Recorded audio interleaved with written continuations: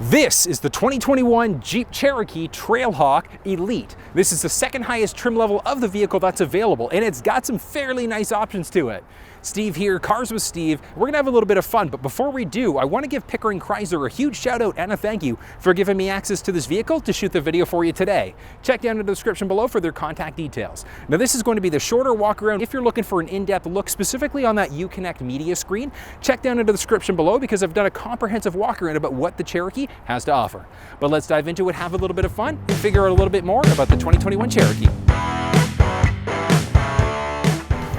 Looking at the outside of the vehicle, so the wheel itself looks really nice. We've got a beautiful destination all-terrain tire. When it comes down to the actual tire sizing, it's going to be between a 17, 18, or a 19-inch tire, depending on the trim level of the vehicle that you get. But very nice look to it. Nice little molding lip along the side there, which really contrasts, especially looking at this beautiful orange. We've got a beautiful LED headlamp, so it's going to be standard across the entire vehicle lineup.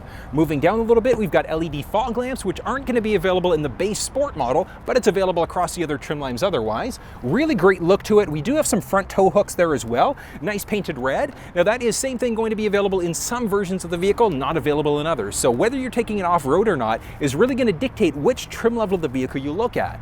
Now this one also has the added technology package. It gives us adaptive cruise control, which is why we've got that forward sensing system there as well, because the system essentially is going to help us out with the adaptive cruise control side of things, but this one also does have the park assist feature. Park assist, we're going to dive into it a little bit, but the park assist can help us out with either parallel or perpendicular parking, which is kind of nice, but great body to it. Interesting kind of design on the front there. We've got the Jeep logo along the top, interesting grille.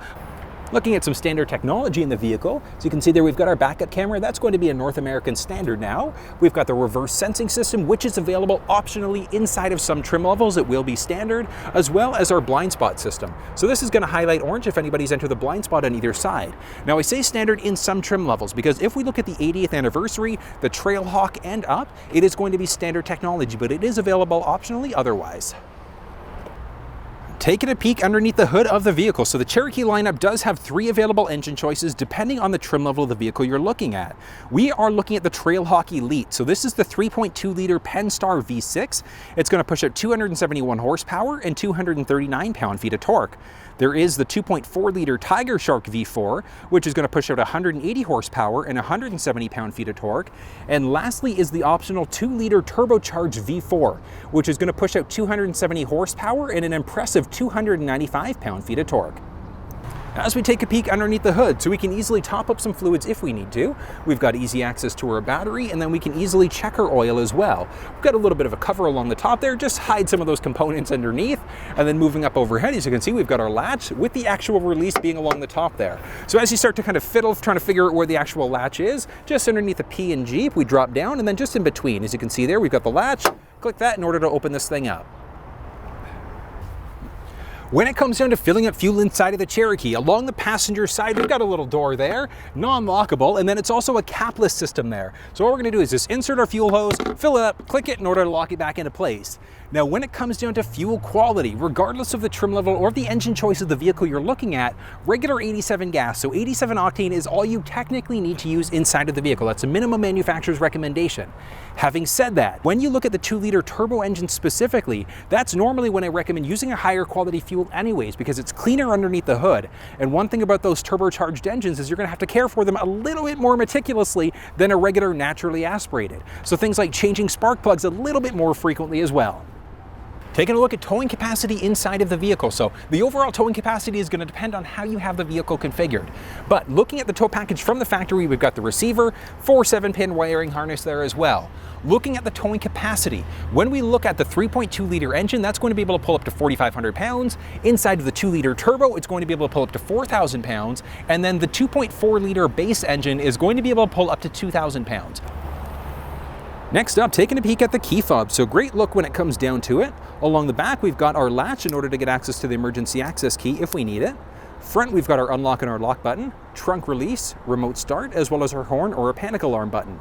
In order to be able to remote start the vehicle, we're going to press the lock button to make sure that the car is locked, and we're going to press that circle button twice. So as you can see there, remote start is now active, and in order to cancel, we're just going to press that circle button once. Now getting inside of the vehicle, we've got a couple different options. We can press this button on the key fob. There is the option of pressing the button just to the left-hand side of the steering wheel. And we've got a few other options on the outside. So if we take a look underneath the J in Jeep, there is a button underneath. We can press that in order to lift that liftgate up as well. But one of the nice things, we're in the Trailhawk Elite version of the vehicle, which means we've got a foot activated powered liftgate. Swipe your foot underneath, step back, look at this. Foot activated power, let's have a peek inside.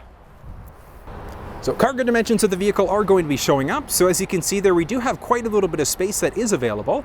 Now, one of the nice things is that the seats themselves are a 60-40 split, so we can fold down one side or the other if we need to store a few things.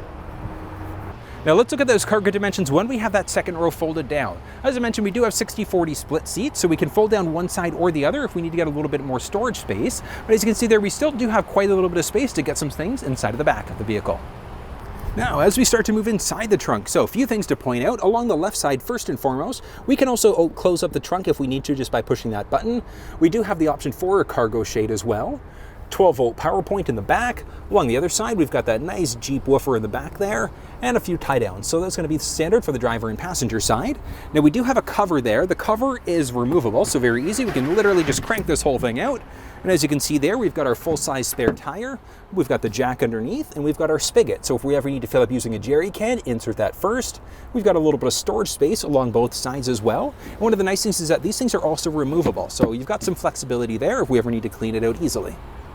Now, taking a peek along the inside there, in order to fold the seats down, it's very straightforward. So you can see we've got a latch along the top. We're just going to crank that, and we're just going to fold the seat down. So very, very simple there. Picking it back up. All we have to do, push it, click it in order to lock it back into place. Looking at second row spacing inside of the vehicle. So I'm 6 feet tall. I've got the driver's seat set up for somebody who's 6 feet tall. And one thing to note, like I've got a nice amount of knee room and a decent amount of foot room, but one thing to consider is the head space. So like I said, I'm 6 feet tall, so sitting up straight, I've actually got 0 head space up overhead. Now, if I kind of slouch back a little bit more, I do have a little bit more space, which is nice to know. These seats are locked into place, so we can't move them forwards, backwards, we can't recline, things like that. So you're essentially stuck in place here. So if you've got some taller people, they may need to sit in that front seat instead. Now, the other option, this one does have that panoramic sunroof that stretches along the top. If you have some taller kids, taller passengers, etc., you might want to look at an option without the roof because it's going to give us about an extra inch and change of headspace up overhead. Now, looking at some second row features, so as you can see there, we do have a few cup holders in that middle row. Click that in order to lock it back into place. On both the passenger and the driver's side, we do have some pockets we can easily store some things if we need to. Along both doors, as you can see, we do have a few cup holders. We've got our basic lock control as well, which I kind of love the styling of this thing. It's pretty unique. We've got our holy crap handles up overhead. We've got a little hook if we need to store some things. And then moving down, so the important parts, we've got our basics for climate control. So we can control what's going on with the fans. We can close off the vent if we need to.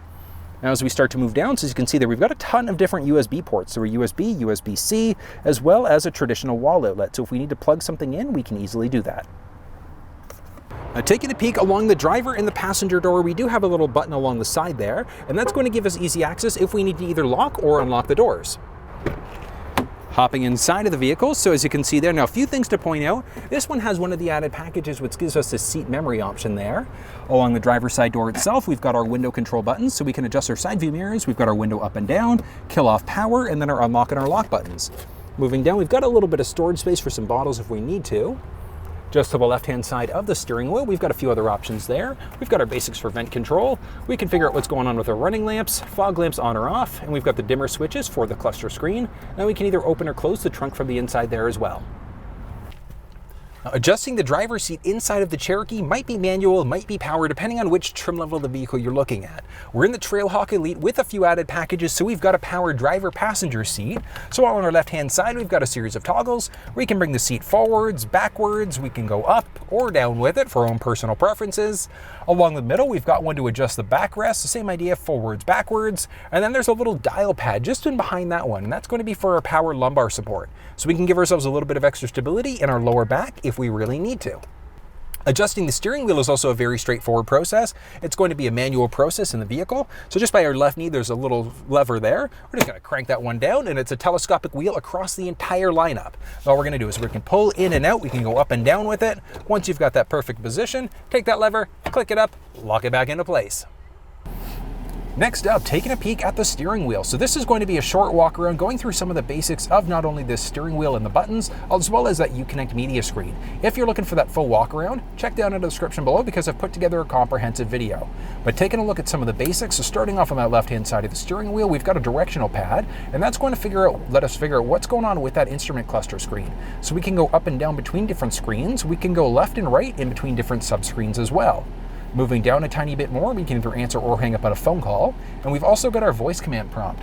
Voice command prompt is going to give us the option of making phone calls, changing radio stations, and if our vehicle is equipped with factory navigation, we could also navigate using our voice by pressing that button.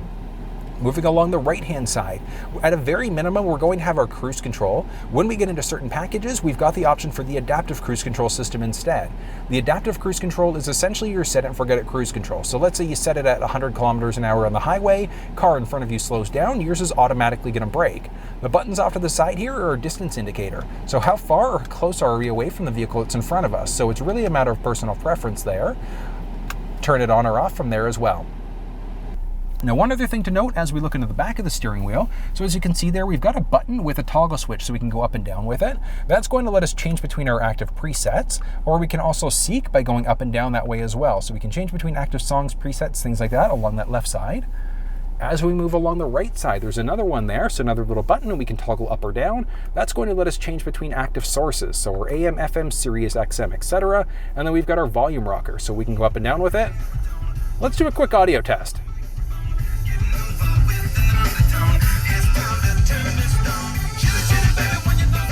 So nice, so nice. This thing sounds incredible. But that's going to be the basics of the steering wheel cluster. So the steering wheel, I should say, as well as that instrument cluster.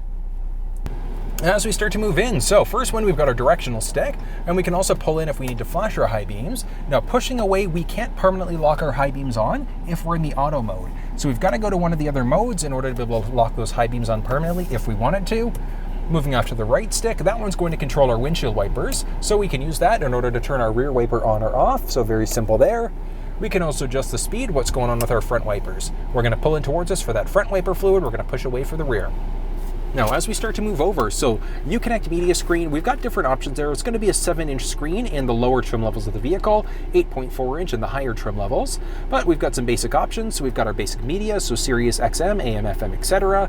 Basics for our climate control settings there as well. So jumping into climate control, we've got some basic settings there. We've got some more advanced ones on the screen. We've got basics, so if our vehicle is equipped with heated and cooled seats, they would show up. Heated steering wheel, same idea. We've got a button press for our backup camera. And then that reverse sensing system, so that beeping that we're getting there, we can turn that one on or off if we really want to. So by pressing that button, we can disable it. So really a matter of preference there. And looking back on the screen, we've got basics for our controls. We've got our U apps, which is essentially going to be the summary of all the different options available inside of the vehicle. Factory navigation. So if your vehicle is equipped with factory navigation, that would show up there. If your vehicle doesn't have factory nav, don't worry, we can use Android Auto or Apple CarPlay inside of the screen as well. Basics, so we can connect a phone as well, so through Bluetooth or Android Auto, Apple CarPlay. We've got some more advanced settings as well. There is park assist, so we've got the option of having the vehicle help us out with parallel or perpendicular parking. We can turn on that park. We can also turn that beeping sound on or off, four-way blinkers, and then our lane sensing system. Moving down a little bit more, we've got our volume rocker. We can mute up the audio, traction control, auto start stop. So that's the one that's potentially going to kill power to the engine. If we're stopped, we can adjust that one. We can turn it off if we'd like to. If you find the screen a little bit too busy, we can push this button to turn it off. We can easily change radio stations by moving this way. Honestly, this is probably going to be the least effective method of tuning, because if we jump on the actual screen, we can do a direct tune, or we can just use our voice by using the voice command button on the steering wheel. Down a tiny little bit more, we do have dual zone climate control. We can control our fan speed, let the vehicle determine the cabin temperature, air conditioning, air circulation, front and rear window as well. Now moving down a tiny little bit more, as you can see there, we've got a little storage space. We've got another USB port, as well as a 3.5mm jack and a 12-volt power point. Moving down a bit more, this is where things get a little technical. So we've got our auto mode, which is going to let the vehicle determine which driving mode we're actually going to be in. But as we start to move down, we've got our sport modes, we've got our snow, sport, sand, mud, as well as our rock crawl mode. Each mode is going to do something different to the drivetrain. Like when you're in the snow mode, it's going to change out our traction control and stability control for wheel slippage. Our sport mode is going to hold the gears a little bit longer, so it gives us a little bit more of a sportier performance. Moving up, we've got some different options there as well. So we've got our 4-wheel drive low, and we're going to be in high typically otherwise. So our low mode, we're going to use that if we need low speed power. So for technical driving, so things like pulling a boat out of water, some rock crawls, things like that. And so we've got a lot of different flexibilities. Our high range, typically we're going to use that for all road surfaces. So things like wet, snow, sand, etc. We do have the option of locking out our rear differential, which is beneficial if we're going to be going off-roading. We've got our hill descent control, which that is going to work for up to 48 kilometers an hour. So if we're going downhill technical driving, we can set whatever speed we'd like to, and the vehicle is going to keep it at that set speed. And all we have to do is focus on the steering wheel. Next one up is going to be the select speed cruise, and that's going to be for up to 5 kilometers an hour. So very, very low speed, but it's really, really good for technical driving. So if you're doing rock crawling and things like that, it is a huge benefit to switch into that mode because we're going low speed in order to really worry about the technical side of driving as we go. Moving down a bit more, so as you can see, we've got our gear shifter, we've got our park reverse neutral drive, and then we can throw it over to get into the manual mode. So we've got a 9-speed automatic transmission, so we can easily adjust which gear we're in if we'd really like to. So if you like that kind of more of a manual transmission feel. Moving down, we've got our electronic parking brake, a few cup holders, a little bit of storage space, and we've got 2 separate trays. So we've got our main tray, we can lift this other one up, and as you can see there, a little bit more storage space, and we've also got a USB port on the inside there as well. As we start to move up overhead, so we do have an auto-dimming rear view mirror. We can turn that on or off as necessary. We've got our SOS mode. We've got our assistant there as well that we can call in if we ever need a hand. Up overhead a little bit more, we've got our basics for cabin control lighting. We've also got this twin panel sunroof. So really, really nice panoramic roof. We can open and close that shade easily. It is available across the entire trim vehicle lineup, I should say. So it is optional, but we can add it on if we really like that. We can open and close the shade up. Off to the other side, we've got our basics, so we can either vent out, we can open or close. Up overhead a little bit more, we also do have a sunglasses holder. Click it, lock it back into place. Vehicle itself, if you've got a garage door open at home, we can program that in very easily as well. Moving down, we've got our vanity mirror with the lights. We can close that up, crank this out in order to be able to extend it to block a little bit more sun. Close it, click it in order to lock it back into place. And one more thing to point out, so as you see there, we've got a little Jeep tab along the top. We just crank that down and we've got a little storage area cubby along the top there as well. So nice look to it. We can close that up as well. So really, really nice if we need to store a few things. Well, folks, that was an in-depth look at the 2021 Jeep Cherokee. What did you think? I personally love this thing. It's got a great feel to it. If you have any questions, drop down in the comment section below. Let me know. You can also contact Pickering Chrysler if you have any questions about the vehicle. If you enjoyed the content, give it a thumbs up, share it with your social networks, and until I see you next time, make sure you stay safe.